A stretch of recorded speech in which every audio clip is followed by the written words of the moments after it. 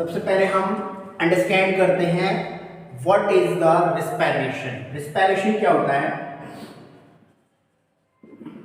Respiration, what is respiration या respiratory mechanism? Respiratory mechanism, it is a mechanism by which exchange of gases occurs at the tissue level। यानी tissue level पे जो हमारा gases of exchange चल रहा है उसको हम कह रहे हैं रेस्पिरेशन। इन द सेंस, ये मान लिया आपका टिश्यू है, दिस इज द टिश्यू, कुछ भी हो सकता है, और ये हमारी कैपिलरी है एल्वेलाई की, और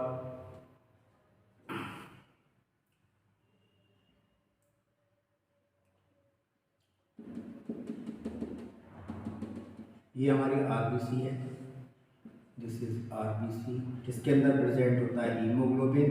हीमोग्लोबिन बाइंड करता है ऑक्सीजन। ऑक्सीजन के कितने मॉलिक्यूल होते हैं इसमें? Each haemoglobin binds the 4 molecule of oxygen in one time। और हमें अच्छे से पता है कि हीमोग्लोबिन हमारी रेड ब्लड सेल्स के अंदर प्रेजेंट होता है। मान लिया हमारी रेड ब्लड सेल्स है, ये हीमोग्लोबिन ऑक्सीजन को लेके आया, ये कैपिलरी के कांटेक्ट में आया, ये हमारा प्लाज्मा है, दिस इज प्लाज्मा यानी आउटसाइड ऑफ द सेल्स। ये हमारा सब, इसने क्या किया? ऑक्सीजन को कैपिलरी में रिलीज कर दिया और ये यहाँ से, तो यानी CO2 इसमें आ गई और O2 टिश्यू में आ गई। यहाँ CO2 थी वो यहाँ चली गई और जो यहाँ ऑक्सीजन थी वो यहाँ आ गई। यानी this is the exchange of gases at the tissue level. ये टिश्यू लेवल पे एक स्पेशल टाइप की सेल्स के थ्रू परफॉर्म किया जाता है जो हमारी ब्लड में प्रेजेंट होती हैं, जिसको हम रेड ब्लड सेल्स या एरिथ्रोसाइट्स कहते हैं, जिनके पास एक स्पेशल रेस्पिरेटरी पिगमेंट होता है जिसे हम हीमोग्लोबिन कहते हैं। एक हीमोग्लोबिन मॉलिक्यूल वन टाइम में 4 मॉलिक्यूल ऑफ ऑक्सीजन कैरी करता है और वो कैपिलरी वॉल से होता हुआ ब्लड हमारा क्या करता है?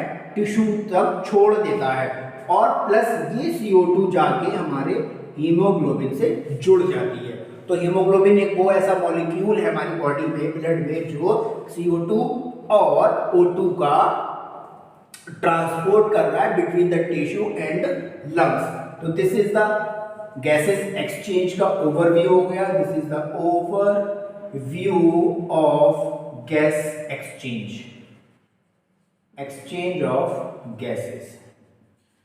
तो let we come on the mechanism of respiration.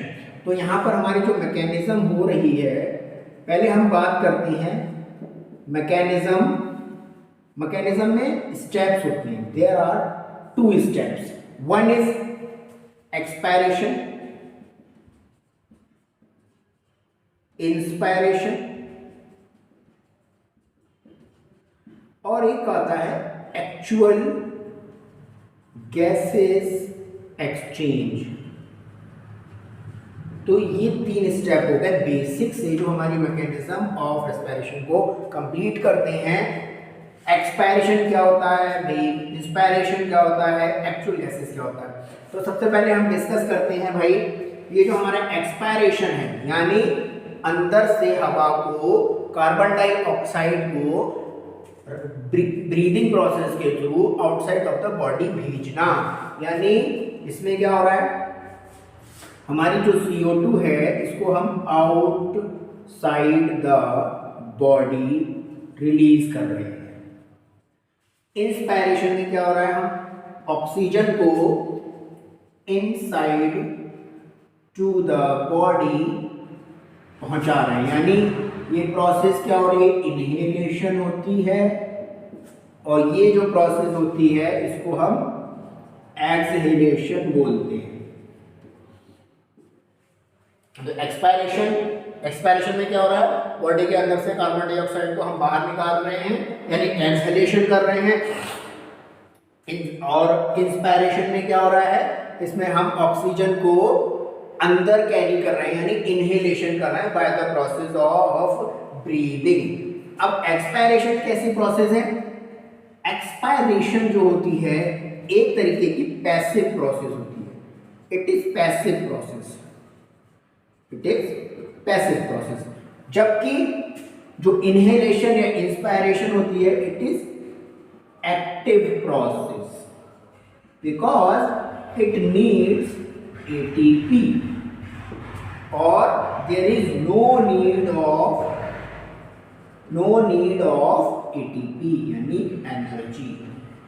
तो इतनी बात समझ में आ गई कि मतलब हमारे पास तीन मैकेनिज्म है, मैकेनिज्म की रेस्पिरेशन के लिए, एक्सपायरेशन, इंस्पायरेशन और एक्चुअल गैसेस एक्सचेंज। सबसे पहली है एक्सपायरेशन में हम क्या कर रहे हैं, अंदर की हवा को बाहर निकाल रहे हैं, इसमें किसी भी एनर्जी का यूज नहीं हो रहा है, इसलिए इसे हम पैसिव प्रोसेस कहते हैं, नो नीड ऑफ ATP।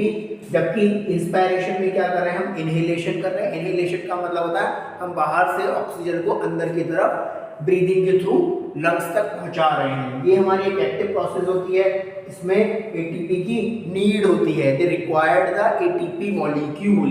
इतनी बात समझ में आ गई, दिस इज द बेसिक। और एक्चुअल गैसेस एक्सचेंज कहाँ होता है, ये होता है हमारा between the blood and lungs, ठीक है। ये हमारा एक्चुअल साइट ऑफ रेस्पिरेशन होता है जो एल्वोलाई में होता है। अब हम बात करते हैं, ये हमने बात की एक्सपायरेशन हुआ, इंस्पायरेशन हुआ, अब हम बात करते हैं एक्चुअल एक्सचेंज ऑफ गैसेस। यहाँ पर मैं लिखता हूँ ऊपर की तरफ, आई थिंक ये ऊपर वाली जो फर्स्ट लाइन ऑफ डेफिनेशन थी वो आपको समझ में आ गई होगी। इसके बाद हम बात करते हैं तीसरे स्टेप की, एक्चुअल गैस एक्सचेंज, यानी इसको हम बोलते हैं, ये किसके बीच में होता है, between blood and lungs. Lungs में किसके बीच में, एल्वोलाई के बीच में। अब इसको पढ़ने से पहले हम पढ़ते हैं que भाई हमारे गैसेस एक्सचेंज के बीच में कुछ रेस्पिरेटरी मेम्ब्रेन्स वर्क करती हैं। रेस्पिरेटरी मेम्ब्रेन्स, रेस्पिरेटरी मेम्ब्रेन्स क्या होती हैं, रेस्पिरेटरी मेम्ब्रेन यानी वो मेम्ब्रेन्स जिन मेम्ब्रेन से होके हमारी गैसेस जाती हैं by the process of active diffusion, simple diffusion, और उनसे ब्लड से कार्बन डाइऑक्साइड हमारे लंग्स तक आती है और लंग्स से ऑक्सीजन ब्लड में चली जाती है। तो सबसे पहले रेस्पिरेटरी मेम्ब्रेन हमारे पास तीन होती हैं। इसको समझने के लिए हम एक डायग्राम ड्रॉ करते हैं।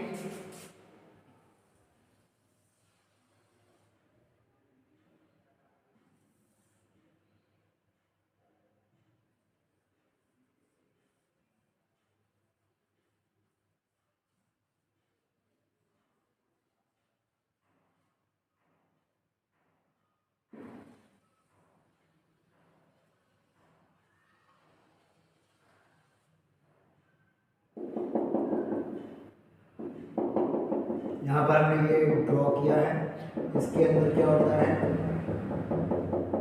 रेस्पिरेटरी सब्सटेंस भरा होता है, और ये जो होती है हमारी, ये एंडोथेलियम होती है किसकी, एल्वोलाई की।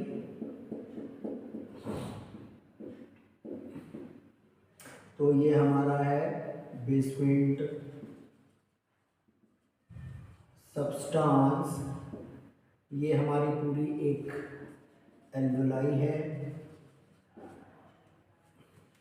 और ये जो होती है ये बेसमेंट मेम्ब्रेन है, दिस इज बेसमेंट मेम्ब्रेन। ये कैसी होती है, ए सेलुलर होती है, this is a cellular in nature. ये हमारा टिश्यू है, और ये जो है ये एंडोथेलियम ऑफ कैपिलरी, ये कैपिलरी की एंडोथेलियम है।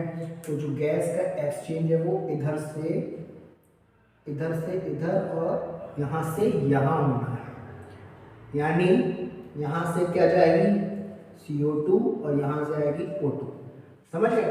तो CO2 को एल्वलाई में जाना है और O2 को इसके अंदर टिश्यू में आना है। तो ये इसकी मदद से हो रहा है, ब्लड की मदद से हो रहा है। ये पूरा स्ट्रक्चर हमारा एल्वलाई है, इसके अंदर बेसमेंट सब्सटेंस भरा होता है और इसकी जो अंदर वाली लेयर होती है उसे हम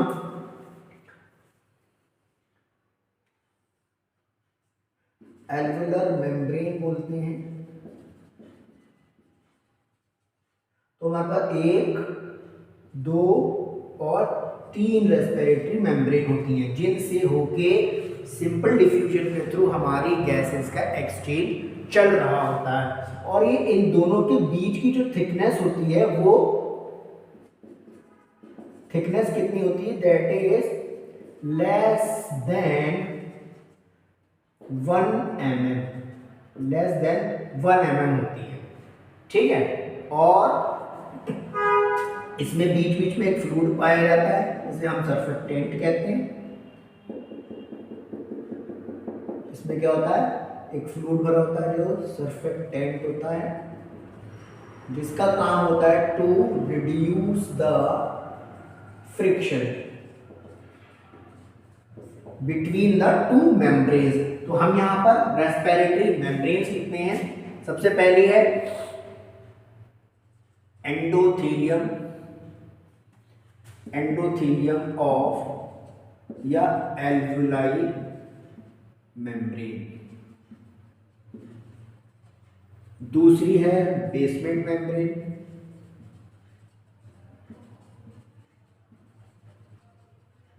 तीसरी है आपकी endothelium of capillary wall.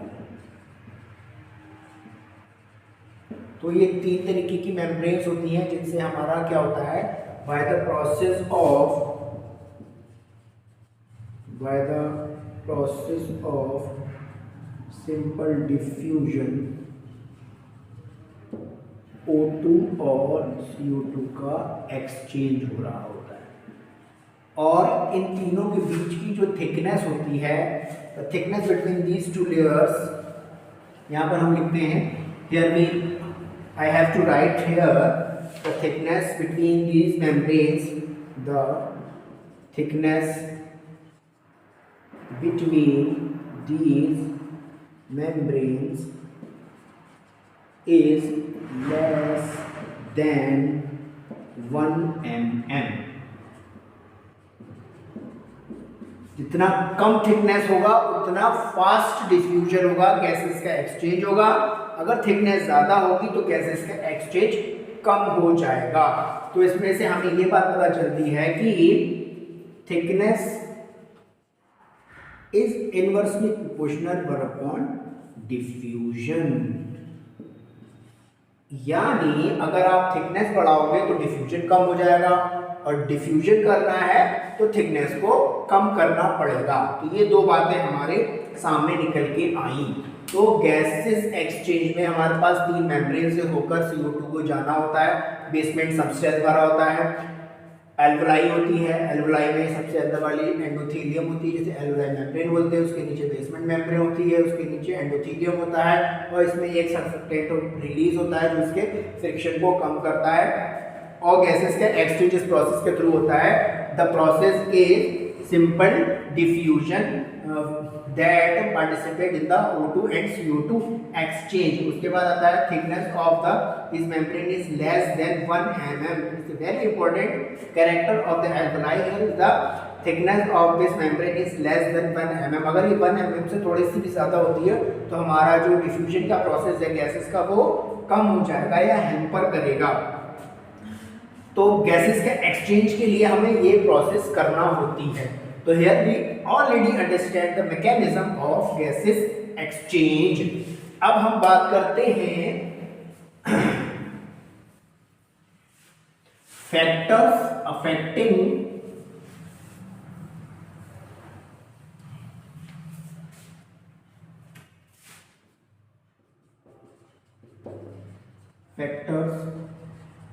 Affecting respiration.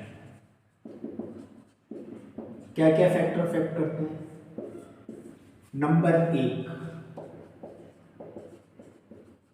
Thickness of respiratory membrane.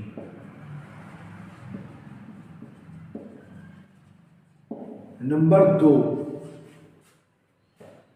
Thickness of respiratory membrane. Number 2 आता है आपका solubility of gases.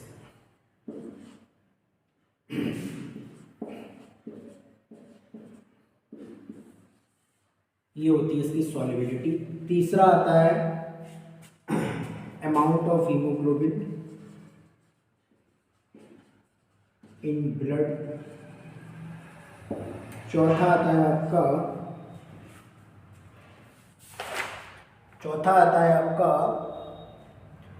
Drug toxicity, any kind of toxicity inside the blood that will lead reduction of respiration.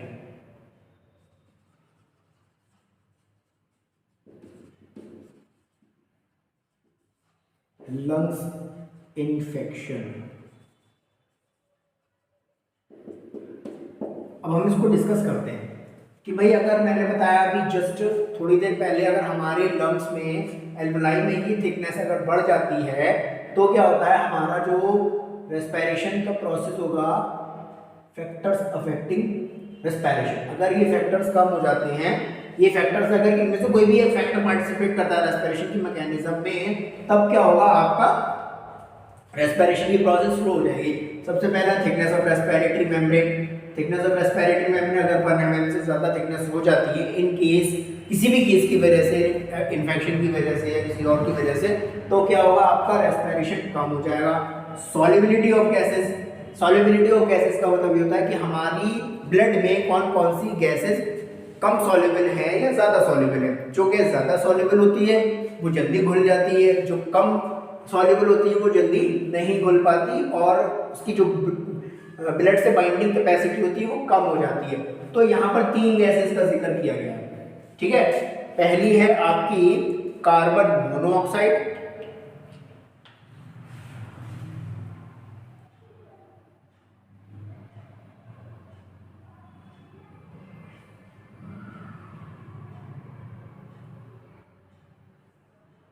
पहली है हमारी carbon monoxide, दूसरी है हमारी carbon dioxide, और तीसरी है ऑक्सीजन।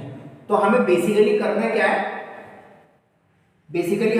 है, ऑक्सीजन को टिश्यू तक पहुंचाना है और टिश्यू से कार्बन डाइऑक्साइड को लेके आना है।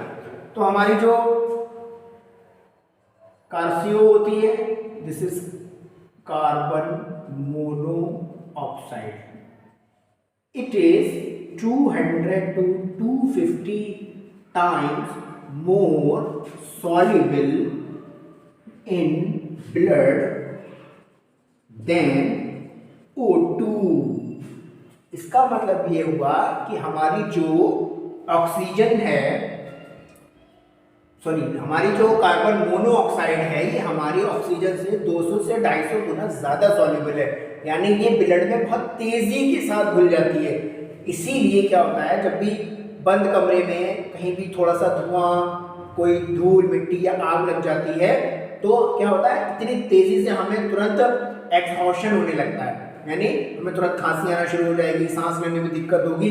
इसका मेन रीजन क्या है कि the carbon monoxide is more soluble than the oxygen in our blood. अब बात करते हैं हम कार्बन डाइऑक्साइड की। It is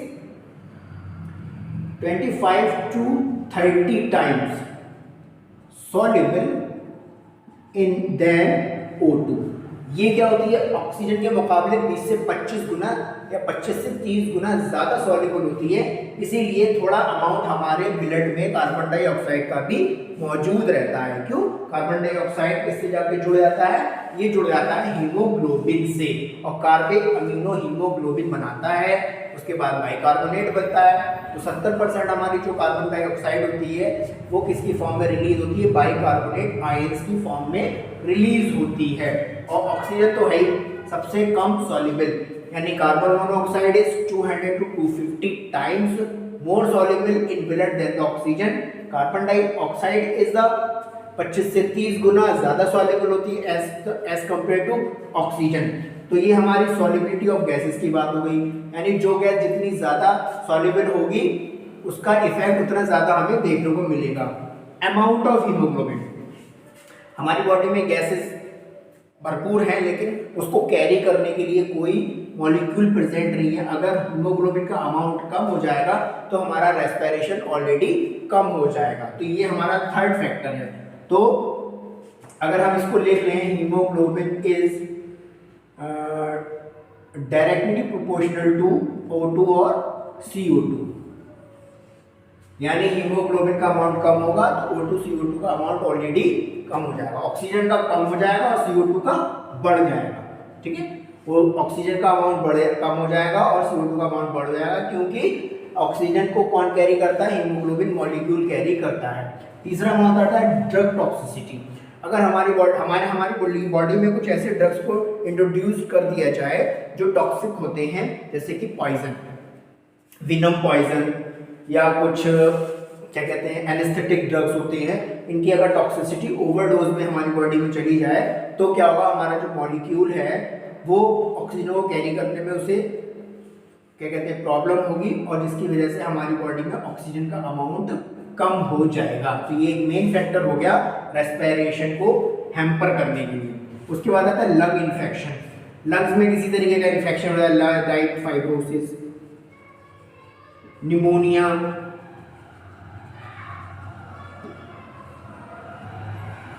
smoking, एम्फाइसिस। एक फैक्टर हो सकता है आपका स्मोकिंग। स्मोकिंग क्या करेगा? कार्बन मोनोऑक्साइड का अमाउंट बढ़ा देगा हमारे लंग में, इसीलिए थोड़ा सा भी धुआं हमें लगेगा और तुरंत हमें खांसी आना शुरू हो जाएगी। कफ, अगर ये सारे सिम्टम्स हैं बैक्टीरिया के इन्फेक्शन की वजह से, हम ब्रीदिंग में प्रॉब्लम हो रही है तो जाहिर सी बात है रेस्पिरेशन में प्रॉब्लम हो जाएगी, यानी अमाउंट ऑफ ऑक्सीजन या गैसेस ऑफ एक्सचेंज कम हो जाएगा। तो these are the basic important factors that will hamper the our respiration process.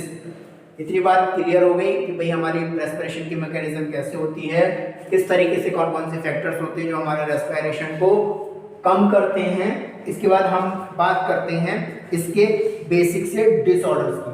तो डिसऑर्डर की बात की जाए, जैसे कि मैंने अभी नीचे लिखे हैं, तो बेसिक से डिसऑर्डर सबको मालूम होते हैं कि सबसे कॉमन जो होता है वो होता है हमारा common cold.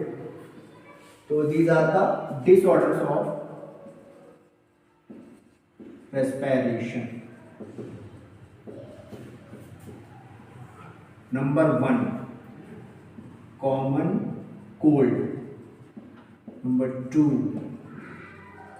Pleurisy, pneumonia, number 4 emphysema, number 5 fibrosis of lungs, दूसरा आता है पल्मोनरी हाइपरटेंशन।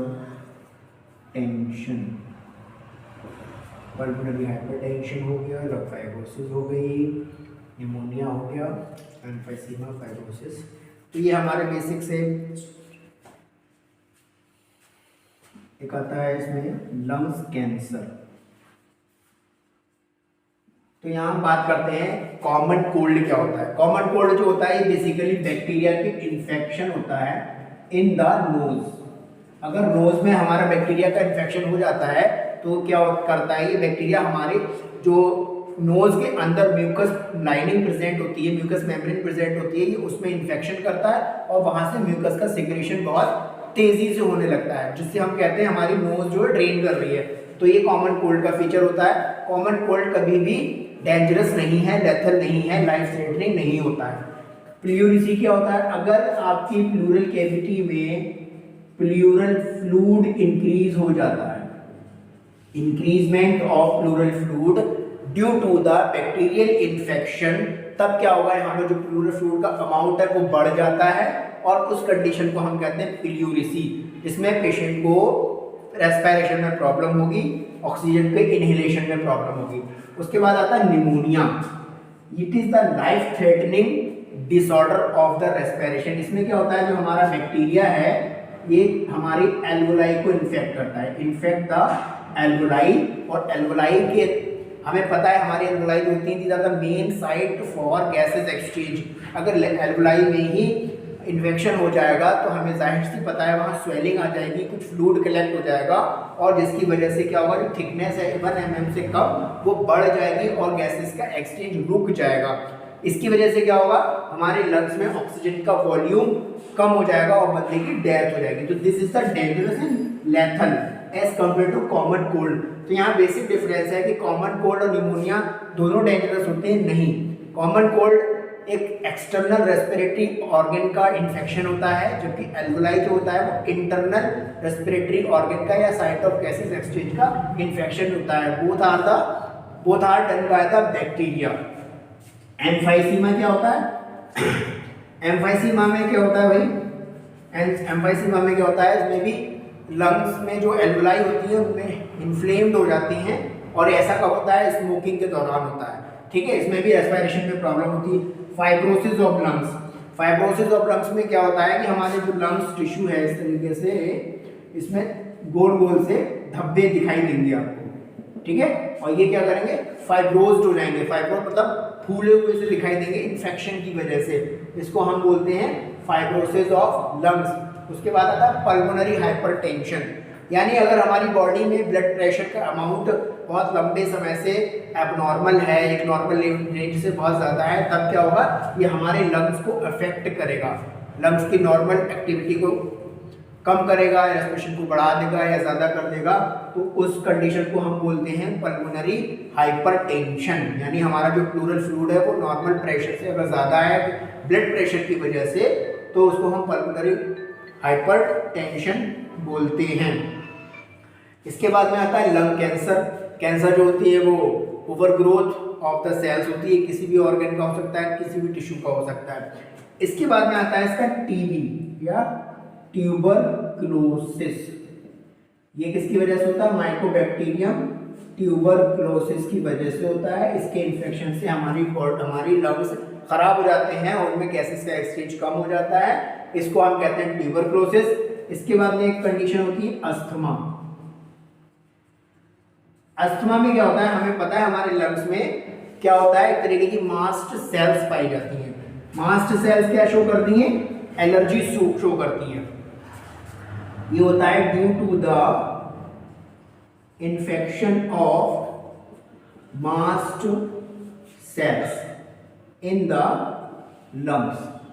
अब अगर बैक्टीरिया का इन्फेक्शन हमारी लंग्स की मास्ट सेल में हुआ है तो वो क्या करेगा, एक तरीके की रेस्पिरेटरी एलर्जी कॉज कर देगा और इस एलर्जी को हम कहते हैं अस्थमा, जिसमें क्या होता है बंदा इनहेलेशन में प्रॉब्लम होती है, ऑक्सीजन का अमाउंट कम हो जाता है, इसीलिए उसे डॉक्टर हमेशा इनहेलर की एडवाइस करते हैं। ये किस में होता है, मास्ट सेल में होता है और ये क्या शो करता है, it shows the allergic reaction और इसकी वजह से क्या होता है, रिड्यूस द इनहेलेशन, इनहेलेशन हमारा कम हो जाता है, इसको हम अस्थमा की बीमारी कहते हैं। और ये कॉमन से धूल मिट्टी पॉलन ग्रेन्स के कण या किसी भी वजह से हमारी जो मास्ट सेल हैं वो स्टिमुलेट हो जाती हैं। ठीक है, तो ये हमारा अस्थमा होता है। These are the basic disorders of the respiratory system. तो ये आपका रेस्पिरेटरी सिस्टम कंप्लीट हो गया। इसकी फिजियोलॉजी पढ़ ली हमने, फैक्टर्स पढ़ लिए, मैकेनिज्म पढ़ ली और बेसिक बहुत डिटेल में हमने इसकी एनाटॉमी भी ऑलमोस्ट कवर कर ली है। नेक्स्ट टॉपिक में फिर मिलते हैं आपसे।